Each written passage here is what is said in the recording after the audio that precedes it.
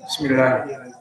Innal hamdalillah nahmaduhu wa nasta'inuhu wa nastaghfiruh wa na'udzu billahi min shururi anfusina wa min sayyiati a'malina. May yahdihillahu fala mudhillalah wa may yudlil fala hadiyalah. Wa asyhadu an la ilaha illallah wahdahu la syarikalah wa asyhadu anna Muhammadan abduhu wa rasuluh, amma ba'du. Alhamdulillah, pada kesempatan petang ini ba'dal maghrib hari Rabu malam Kamis 5 Januari 2022 bertepatan dengan 3 Jumadal Akhirah 1443 Hijriah. Kita lanjutkan kajian di Fakultas Ilmu Fiqh dalam pembahasan kitab Umdatul Ahkam, yang mana pada kesempatan hari ini kita masuk kepada sesi yang ke-58, dan pembahasan kita insya Allah membahas 2 hadis.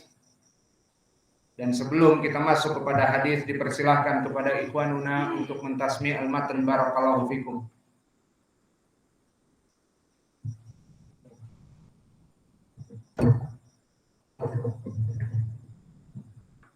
Qala Nabi rahimahullah, an Abdullah bin Malik bin Buhainah anna Nabi sallallahu alaihi wasallam kana idza shalla farraja baina yadayhi hatta yabdu bayadu ibtayhi. An Nabi Maslamah Sa'id bin Yazid qala sa'altu Anas bin Malik fa kana Nabi sallallahu alaihi wasallam yusalli fi na'lihi qala na'am.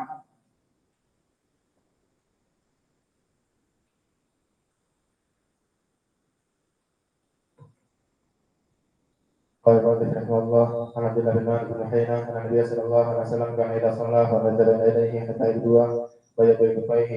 عن أبي مسلمة سعيد بن يزيد قال سألت أنس بن مالك أكان النبي صلى الله عليه وسلم يصلي في نعليه قال نعم.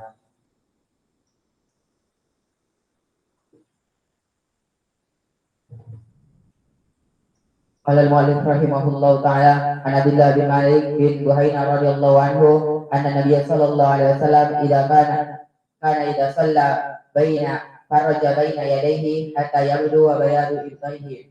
عن أبي مسلمة سعيد بن يزيد رضي الله عنه سألت أنس بن مالك أكان النبي صلى الله عليه وسلم يصلي في نعليه قال نعم.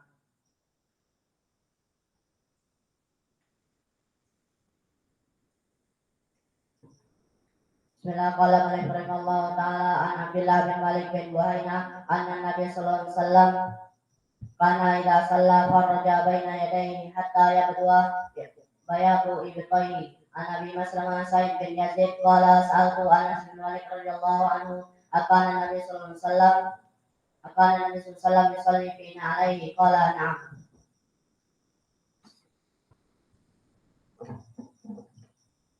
Bismillah. Qala al-Maqdisi rahimahullah fi Umdatul Ahkam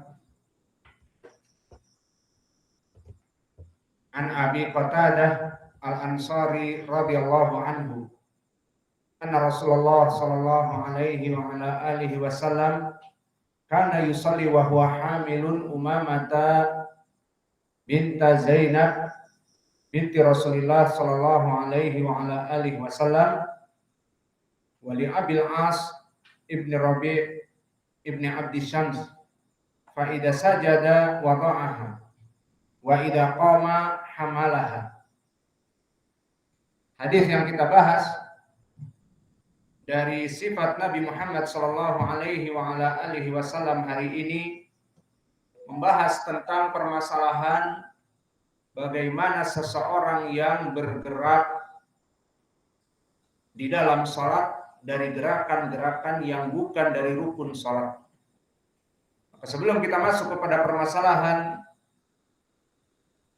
fikih di dalam hadis ini, sebelumnya kita melihat kepada sahabi, yang mana sahabi di sini adalah sahabi yang mungkin baru, tidak seperti Abu Hurairah, Aisyah, Anas ibn Malik, Ibnu Umar yang selalu kita lewati.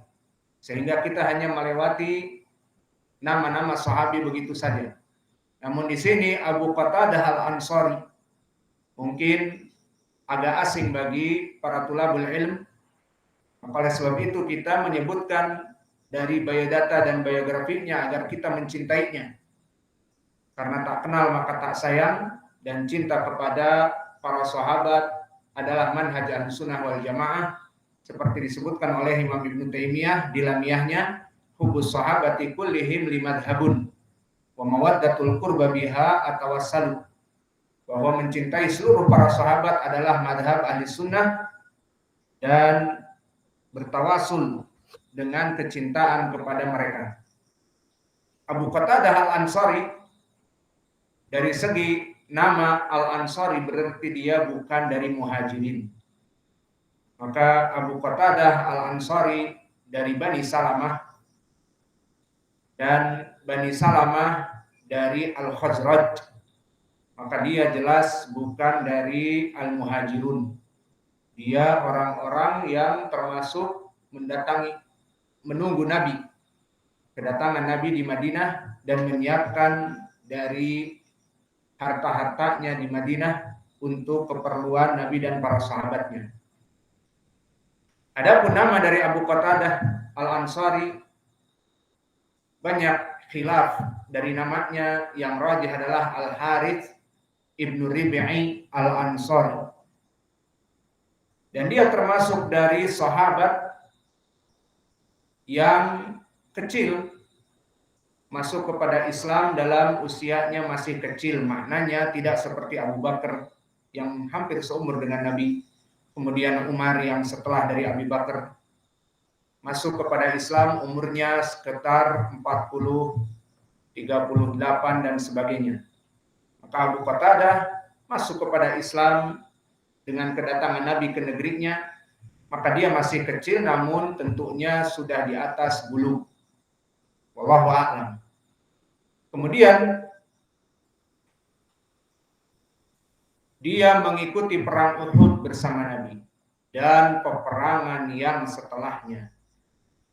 Maka dia mengikuti seluruh peperangan. Zahirnya perang Badar tidak ikut, mungkin masih kecil, wallahu a'lam. Yang jelas perang Uhud dia ikut bersama Nabi dan semua peperangan. Maka selesai dari Abu Qatadah Al-Ansari. Kemudian kita masuk kepada lafaz matan, anna Rasulullah sallallahu alaihi wa ala alihi wasallam kana yusalli wa huwa hamilun Umamah binti Zainab binti Rasulullah sallallahu alaihi wa ala alihi wasallam. Di dalam hadis ini maknanya, dulu Nabi Muhammad sallallahu alaihi wa ala alihi wasallam di saat salat maka dia membawa Umamah anaknya Zainab, putri Nabi sallallahu alaihi wasallam, dari Zainab dan dari Abil As ibn Rif'i ataupun Ibn Rabi Ibn Abdi Syams.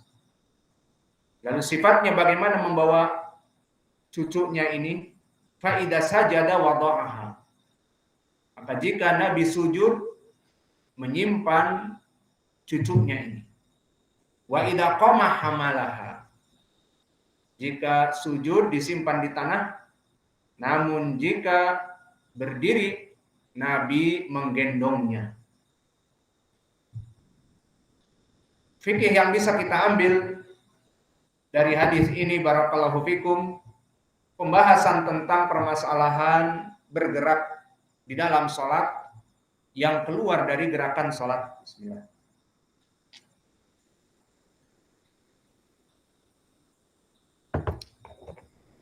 Gerakan sholat yang ma'ruf sesuai dengan rukunnya seperti kita bertakbir mengangkat kedua tangan, kemudian berdiri, kemudian ruku sambil mengangkat kedua tangan, Allahu Akbar, kemudian ruku, dan rukunya dengan benar-benar ruku dengan lurusnya punggung kita, sampai jika diberikan air pada punggung kita setetes dua tetes tidak jatuh. Kemudian Allahu Akbar, berdiri kembali, mengangkat dari ruku, kemudian turun melaksanakan sujud, kemudian duduk di antara dua sujud, kemudian turun lagi sujud, maka ini dinamakan gerakan sholat.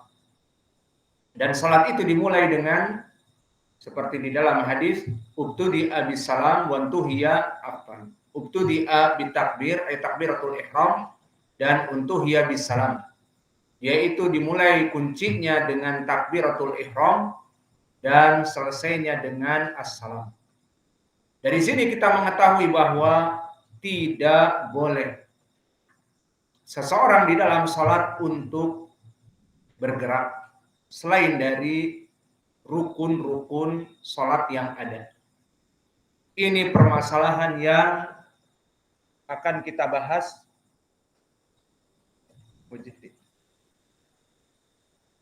Pembahasan tentang permasalahan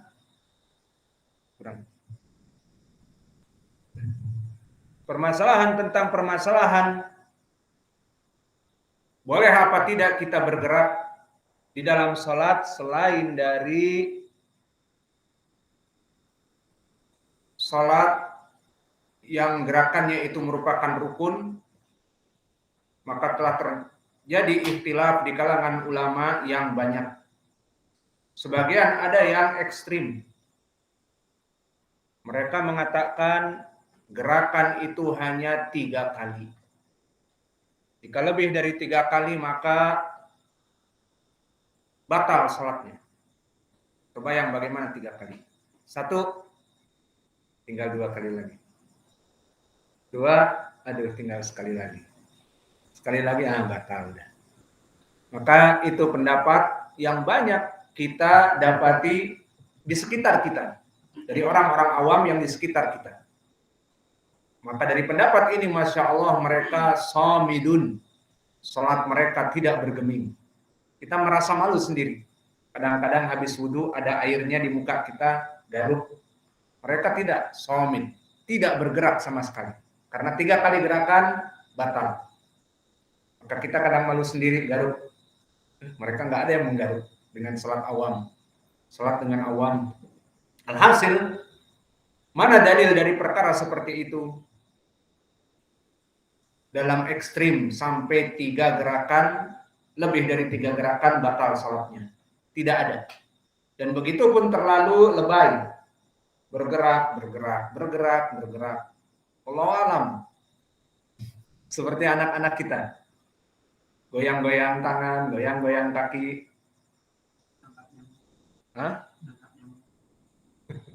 Menepuk nyamuk dan sebagainya saat sholat. Maka itu terlalu lebay. Maka bagaimana permasalahan yang rajih? Permasalahan yang rajih di dalam sholat asalnya. Di dalam sholat itu kita melaksanakan rukun dari sholat seperti yang kami sebutkan. Seperti ruku, sujud, i'tidal, dan duduk di antara 2 sujud. Inilah yang menjadi asas dari bolehnya kita bergerak. Namun, di dalam permasalahan bergerak dalam sholat ini, banyak sekali hukum-hukumnya. Pertama, hukumnya bisa dia itu membatalkan sholat. Jika dia bergerak tanpa, yaitu terlalu lebay tadi, tanpa batas. Tidak dibutuhkan sama sekali gerakan itu dan dia terus bergerak. Sholat, Allahu Akbar. Garuk-garuk kepala, garuk-garuk pantat.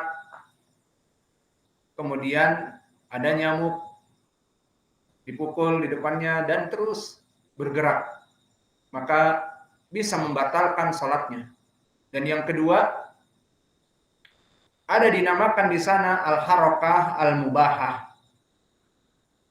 Yang mana dia itu harakah yang boleh karena dibutuhkan dan dia bukan keluar dari sholat. Inilah yang menjadi pendalilan bagi kita. Maka bolehkah seseorang melaksanakan perkara yang di luar sholat namun dibutuhkan?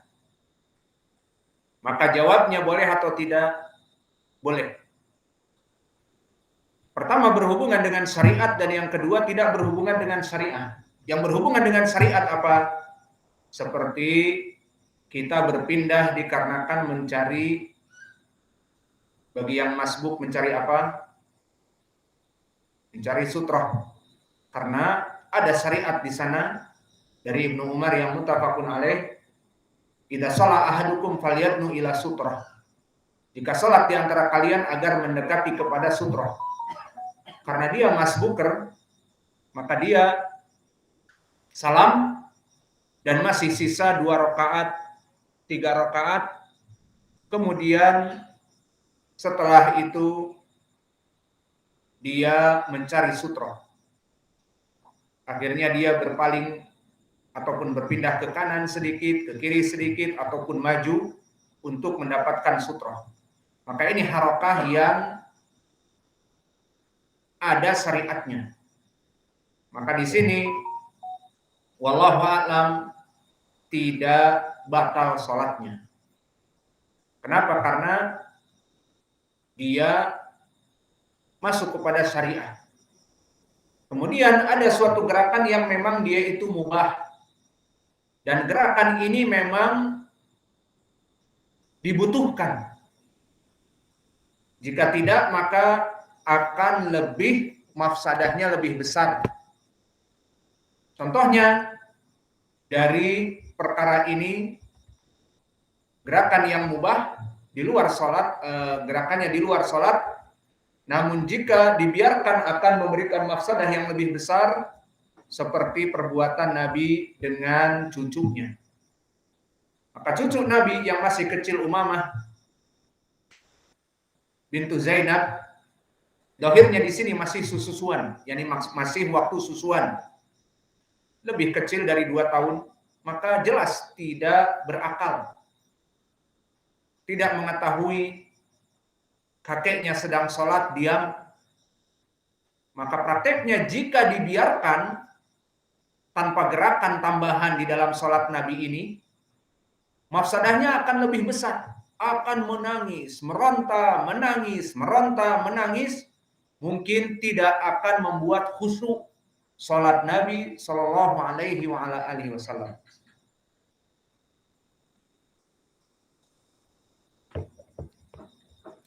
Maka oleh sebab itu Nabi melaksanakan gerakan yang mubah yang tidak ada pada dasarnya di dalam syariah seperti mencari sutroh dan sebagainya. Namun perkara yang mubah ini sangat dibutuhkan dan lebih baik maslahahnya untuk mencegah mafsadah yang lebih besar. Sehingga dalam gerakan masih sholat seperti berdiri, maka Nabi menggendongnya.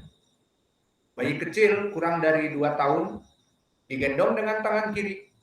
Tangan kanan berada di atas dadanya, sama, masih gerakan sholat. Kemudian di saat sujud, maka disimpan di tanah, kemudian dia sujud. Maka ada gerakan yang melebihi dari gerakan yang gerakan rukun, namun di sini maslahahnya lebih besar dari mafsadah yang ada. Dan jika Nabi membiarkan agar tujuan tidak melaksanakan gerakan-gerakan yang mubah tadi, bisa jadi keluar dari kehusuan dan membuat mafsadah kepada anak kecil tersebut yang meronta-ronta dan sebagainya.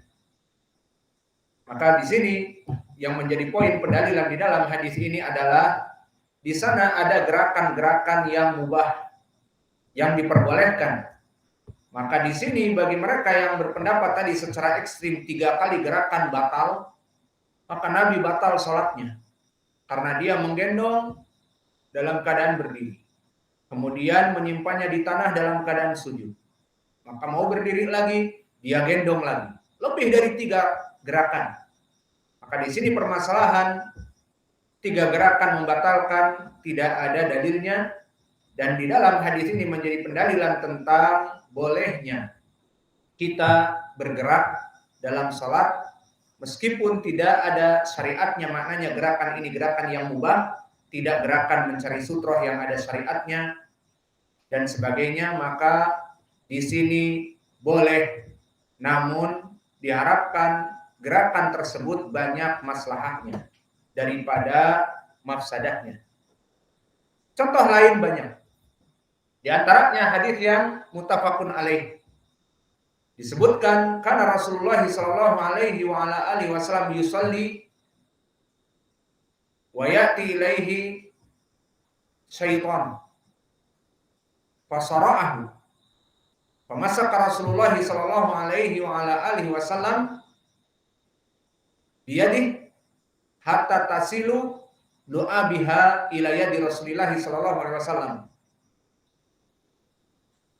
Yang maknanya bahwa Nabi Muhammad sallallahu alaihi wa ala alihi wasallam di saat salat malam datang syaitan. Di beberapa riwayat ifrit disebutkan, namun yang jelas dia jenis dari syaitan yang ingin membakar Nabi, intinya menggoda Nabi. Maka Nabi berkelahi dengan syaitan. Antum tahu berkelahi bagaimana gerakannya? Apakah berkelahi hanya satu gerakan? Yang jelas fasara'ahu maknanya Nabi berkelahi dengan syaitan. Maka lafaz berkelahi maknanya gerakannya lebih banyak dari jurus dan sebagainya. Yang jelas di akhirnya Nabi bisa menang dengan dipegang si syaitan ini, dohirnya dicekik oleh Nabi sampai lisannya itu keluar dan air liurnya mengena tangan Nabi dan terasa dingin. Maka di sini boleh apa tidak? Atau batal salatnya Nabi? Maka di sini tidak ada para ulama yang menjelaskan Nabi batal salatnya.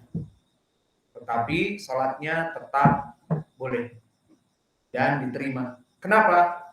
Karena ini adalah perkara yang penting dan maslahahnya lebih besar. Maka Nabi tidak diam di saat diserang di dalam salat oleh syaitan. Nabi berkelahi dan bisa mengalahkan syaitan sehingga salatnya bisa diteruskan. Ini juga dalil. Dan bagaimana yang namanya berkelahi. Kemudian dalil yang lain masih di dalam sahih bahwa Nabi Muhammad SAW di saat sedang sholat kemudian Aisyah tidak mengetahui bahwa Nabi itu di dalam rumahnya dan Nabi mengunci. Maka di saat Aisyah ingin masuk dan perempuan itu tidak pantas banyak di luar, jika dikunci dari dalam bagaimana akan masuk? Maka akhirnya dia mengetuk pintu.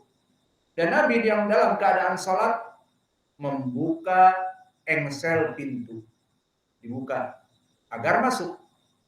Maka bergeraklah Nabi dari jarak tempat sholatnya kepada pintu yang wallahu a'lam berapa meter. Yang jelas di sini pun Nabi membukakan pintu. Apakah membukakan pintu dari rukun seperti sujud, ruku, i'tidal? Jawabnya tidak. Melangkah beberapa langkah untuk membukakan pintu engsel.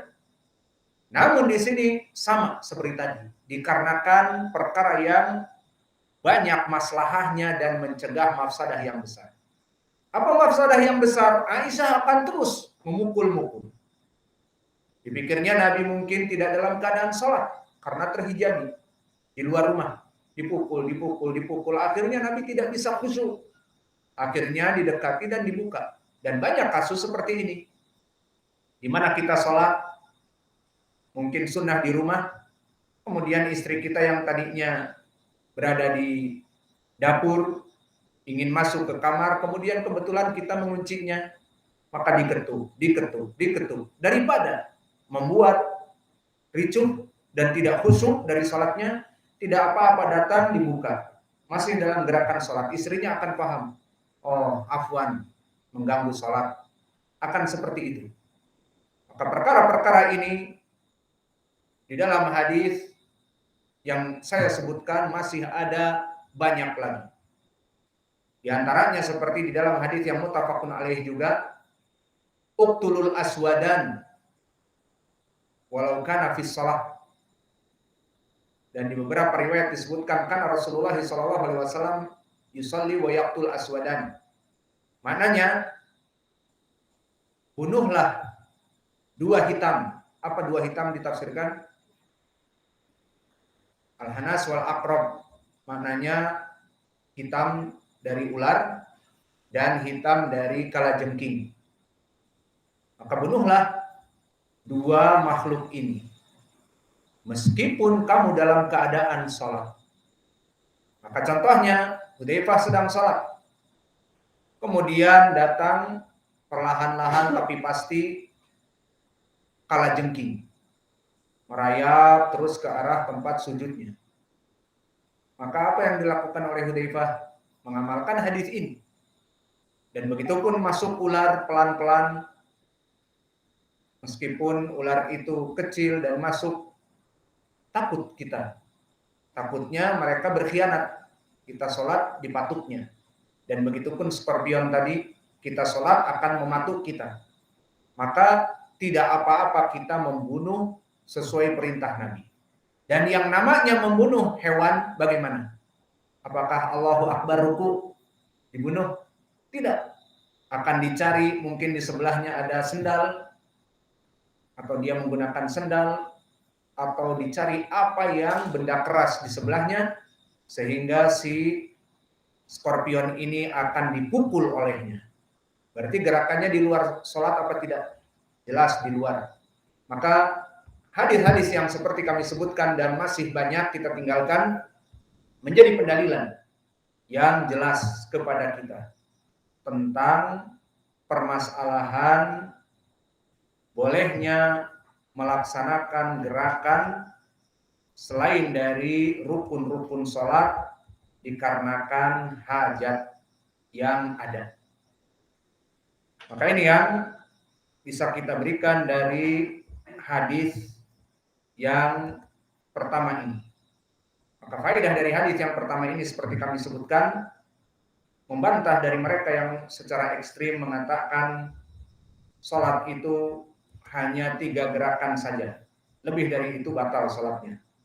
Ataupun di sini pendalilannya Nabi membawa Umamah, cucunya. Ini wajah pendalilan bahwa Nabi bergerak-gerak. Di antara sujud disimpan di tanah, tempat sujud. Kemudian Nabi menggendongnya di saat dia berdiri, terus berulang-ulang.